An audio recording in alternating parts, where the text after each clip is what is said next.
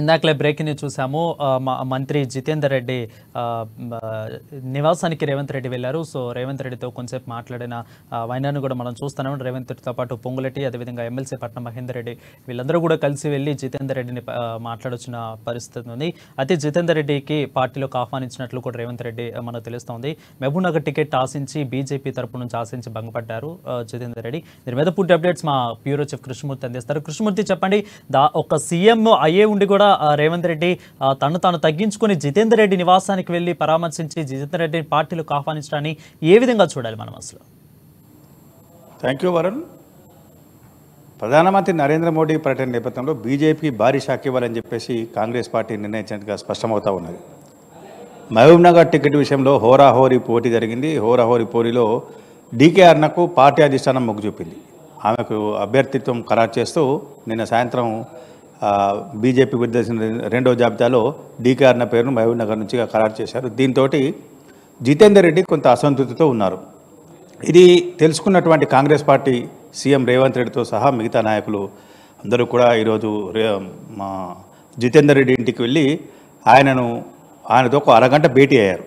ఈ భేటీలో జరిగినటువంటి ప్రధాన అంశం ఏంటంటే, బీజేపీలో మీకు సరైన గుర్తింపు లేదు, పార్టీ సీనియర్ నేతగా ఆ పార్టీకి మీరు ఎంత సేవ చేసినా గుర్తింపు లేదు అని కొంత ప్రస్తావన వచ్చిన తెలుస్తూ ఉంది. ఈ సందర్భంగా జితేందర్ రెడ్డి కూడా పార్టీ కోసం తాను చేసినటువంటి పనులు కానీ, పార్టీని అంటే ఈ దఫా టికెట్ ఇవ్వడంతో తన గెలుపు ఖాయమవుతుందని ఎన్నిసార్లు చెప్పినప్పుడు కూడా ఫలితం లేదని చెప్పేసి కొంత ఆవేదన వ్యక్తం చేసినట్టుగా తెలుస్తూ ఉన్నది.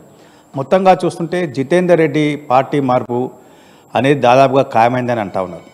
అయితే ఇటువైపున కానీ అటువైపున అంటే కాంగ్రెస్ పార్టీ తరఫున కానీ బీజేపీ తరఫున కానీ దీనికి సంబంధించి ఎవరు స్పష్టత ఇవ్వడం, చేరుతారని చెప్పేసి కాంగ్రెస్ పార్టీ చెప్పట్లేదు, చేరను అని చెప్పేసి ఇటు జితేందర్ రెడ్డి కూడా స్పష్టంగా చెప్పలేకపోతున్నారు. కారణం ఏంటంటే, మీడియాతో మాట్లాడిన జితేందర్ రెడ్డి తనను కలిసేందుకు రేవంత్ రెడ్డి వచ్చారు. రేవంత్ రెడ్డిది తనది ఒకటే జిల్లా కాబట్టి తన దగ్గరికి వస్తూ ఉంటారు. రేవంత్ రెడ్డి తనతో మాట్లాడుతూ ఉంటారు. అందులో భాగంగానే వచ్చారు తప్ప దీంట్లో రాజకీయ కోణం ఏం లేదు. మేమిద్దరం కుశల ప్రశ్నలు వేసుకున్నాం, మాట్లాడుకున్నాం, అంతేకాని పార్టీ మార్పు విషయంలో వారు అడగలేదు, నేను చెప్పలేదు. అంటే కాంగ్రెస్ పార్టీలో చేరమని చెప్పేసి రేవంత్ రెడ్డి కానీ మిగతా నేతలు వారు అడగలేదు. నేను చేరును అనే విషయం చెప్పలేదు అని చెప్పారు.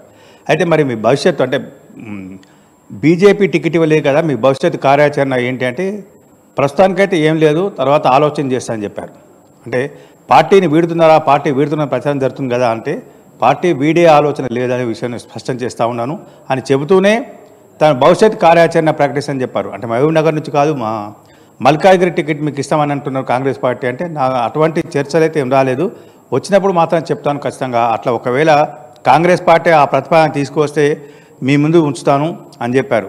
అంటే పార్టీ మార్పు ఖాయమైన అంటే లేదు, ఈ విషయాలన్నీ కూడా నేను అధిష్టానం ముందు మాట్లాడతాను, అధిష్టానంతో మాట్లాడిన తర్వాత అంటే ఢిల్లీ పెద్దలతో మాట్లాడిన తర్వాత చెప్తా అన్నారు. అయితే ఈ నేపథ్యంలో మనం పరిశీలించాల్సిన అంశం ఏంటంటే, రేపు నరేంద్ర మోడీ గారు హైదరాబాద్ పర్యటన రాబోతున్నారు. మల్కాజ్గిరి కాన్స్టిట్యున్సీలో రోడ్ షో నిర్వహించబోతున్నారు రేపు సాయంత్రం. అంటే నరేంద్ర మోడీ రాష్ట్రానికి వచ్చిన సమయంలో కొంత బీజేపీకి షాక్ ఇవ్వాలి అని చెప్పేసి ఈ చర్చల సారాంశంగా కొంత జరిగింది అన్న ప్రచారం కూడా జోరుగా సాగుతూ ఉన్నారు రాజకీయ వర్గాల్లో. అంటే నరేంద్ర మోడీ చరిష్మా రాష్ట్రంలో శరవేగంగా విస్తరిస్తున్న నేపథ్యంలో దానికి చెక్ పెట్టాలి అంటే 3 రోజుల పర్యటన ఉండబోతుంది నరేంద్ర మోడీ. రేపు మల్కాజ్గిరిలో రోడ్ షో, ఎల్లుండి నాగర్ కర్నూల్లో బహిరంగ సభ, ఆ తర్వాత మరొక 18 తారీఖు నాడు మళ్ళీ వనపర్తి జగిత్యాలలో నరేంద్ర మోడీ బహిరంగ సభ ఉన్నది. అంటే 3 బహిరంగ సభ, ఒక రోడ్ షో, 2 బహిరంగ సభ నిర్వహించబోతున్న తరుణంలో మోడీ చరిష్మాను తగ్గించాలి, బీజేపీ మీద చర్చ, బీజేపీ చరిష్మా పెరుగుతుంది అన్న భావన, ప్రజల్లో ఉన్న భావనకు తగ్గించాలి అంటే ఖచ్చితంగా ఒక కీలక నేతను పార్టీలోకి ఆహ్వానించాలని చెప్పేసి కాంగ్రెస్ పార్టీ కృతనిశ్చయంతో ఉన్నట్టుగా తెలుస్తూ ఉంది.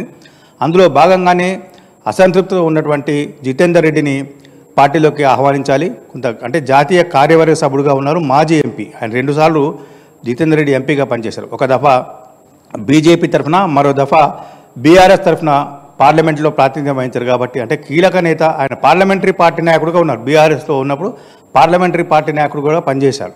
కాబట్టి అలాంటి కీలక నేతను కాంగ్రెస్లోకి ఆహ్వానించడం ద్వారా కొంత మోడీ చరిష్మా కొంత తగ్గించేందుకు అవకాశం ఉంటాయని చెప్పేసి కాంగ్రెస్ పార్టీ భావిస్తున్నది. అందుకు కొంత అంటే జితేందర్ రెడ్డి నుంచి గ్రీన్ సిగ్నల్స్ వెళ్ళాయి. కాబట్టి అంటే రేవంత్ రెడ్డి రావడానికి అంటే ఒక సీఎం హోదాలో ఇంతవరకు రేవంత్ రెడ్డి సీఎంగా బాధిస్తున్నారు. ఏ నాయకుడిని కూడా పార్టీ ఫిరాయించేందుకు కానీ పార్టీ మారతారు పార్టీలోకి రండి అని ఆహ్వానించేందుకు కానీ రేవంత్ రెడ్డి ఎవరింటికి వెళ్ళలేదు. ఈ మూడు నెలల కాలంలో రేవంత్ రెడ్డి కేవలం జితేందర్ రెడ్డి ఇంటికి మాత్రమే వెళ్ళాడు.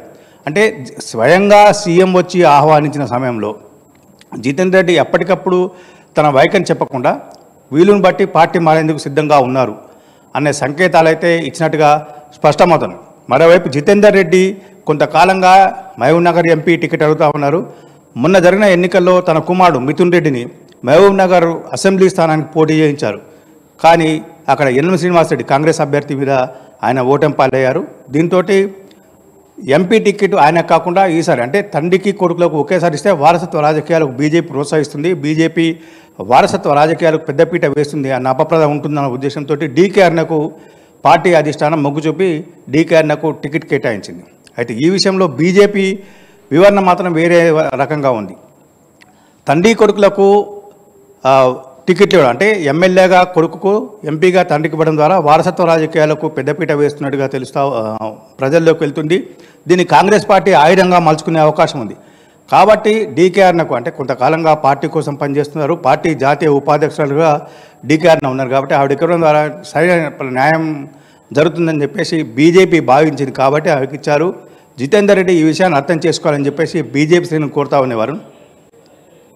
రైట్ కృష్ణమూర్తి, ఇప్పుడు మరి మహబూబ్ నగర్ టికెట్ ఆశించి భంగపడ్డట్లు మనకు తెలుస్తుంది. అంటే ఆ టికెట్ ఇప్పుడు మనం మాట్లాడుకున్నట్లు వారసత్వ రాజకీయాలకి అయితే బీజేపీ ప్రోత్సహించదు కాబట్టి ఆయనకి టికెట్ లేదు. మరి ఇప్పుడైతే రేవంత్ రెడ్డి సడన్గా వెళ్ళి కలిసినప్పుడు బీజేపీ నేతలు ఏమన్నా మళ్ళీ బుజ్జగించే ప్రయత్నం ఏమన్నా చేసే ఆలోచనలో బీజేపీ నేతలు ఏమన్నా అన్నట్లు ఏమన్నా తెలుస్తూ ఉందా? ఖచ్చితంగా అంటే జితేందర్ రెడ్డికి ఫోన్ చేసి మాట్లాడుంటారు. కానీ ఆ విషయాన్ని అటు బీజేపీ నాయకులు కానీ ఇటు జితేందర్ రెడ్డి కానీ చెప్పాల్సిన అవసరం ఉంటుంది. రేవంత్ రెడ్డి స్వయంగా వెళ్ళారు కాబట్టి ఆ విషయం బయటకు వచ్చింది. ఇంటర్నల్గా ఫోన్లలో ఏం మాట్లాడారు, వాళ్ళు ఫోన్లలో ఏం చర్చించుకున్నారు అనే విషయాలు బయటకు రావాలంటే అటు బీజేపీ జాతీయ నాయకత్వమా రాష్ట్ర నాయకత్వమా లేదంటే జితేందర్ రెడ్డి వీళ్ళు మాత్రం చెప్పాల్సిన అవసరం ఉంటుంది. మొత్తంగా అంటే బీజేపీ నాయకుడు కూడా ఎన్నికల సమయంలో కీలక నేత పార్టీ మారడం అంటే కొంత బీజేపీకి కూడా ఇబ్బంది.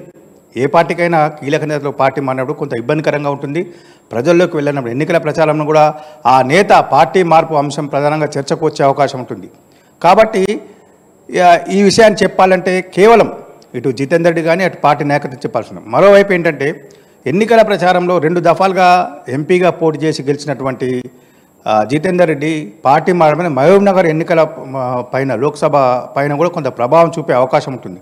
కాబట్టి ఈ విషయంలో బీజేపీ నాయకులు కూడా కొంత ఆచయితూచి స్పందించి ఆయన ఒప్పించి మెప్పించే ప్రయత్నాలు చేస్తుండగా స్పష్టమవుతా ఉన్నది. Varun, thank you Krishnamurthy for the update.